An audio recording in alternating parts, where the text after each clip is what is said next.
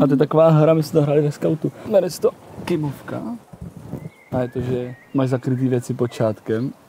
Třeba na půl minuty někdo to odhalí, ty se na půl minuty díváš na ty věci a snažíš si co nejvíc zapamatovat.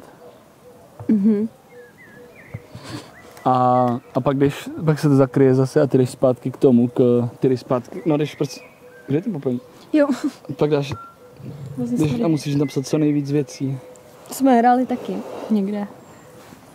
Na angličtině, myslím. Že to ještě si cvičíš angličtinu do toho. Každý tam mít třeba 2 minuty. Je to hodně, nebo je to v pohodě? Minutu? Minutu. To je málo? Nebo co myslíš?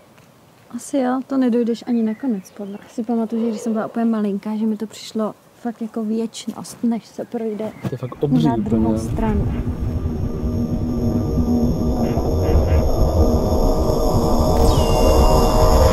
Koně, pavučiny, Košík na houby, boby, krabice, roura, pneumatika, gumicuk, sáňky, sekačka, stůl, lavor plastový, varná konvice, flašky od vína, plato od vajec, sporák, křoviňák, koště, remoška, kladivo, kůl, hrábě, lopata, kanistr, plechovky od kafe, hadice, vidle, kýbl, košíček proutěný, stolička, kolo, vozík, plachta, koš, rukavice, žebřík, helma, tenisák, lampa, košile, vysavač, hřebíky, plecháček, sekera, gumicuk, pneumatika, šprušle, lavor plechový, pedínky, lednice, stůl, sáňky, hrnce, SPZ.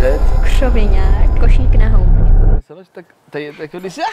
Ale tak jo, tak ho můžu napsat, protože bez tak si na to potom nevzpomeneš. Chápeš u toho psaní, co budeš mít minutu a půl.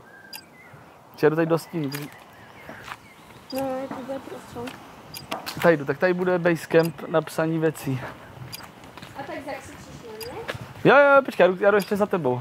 A řeknu ti.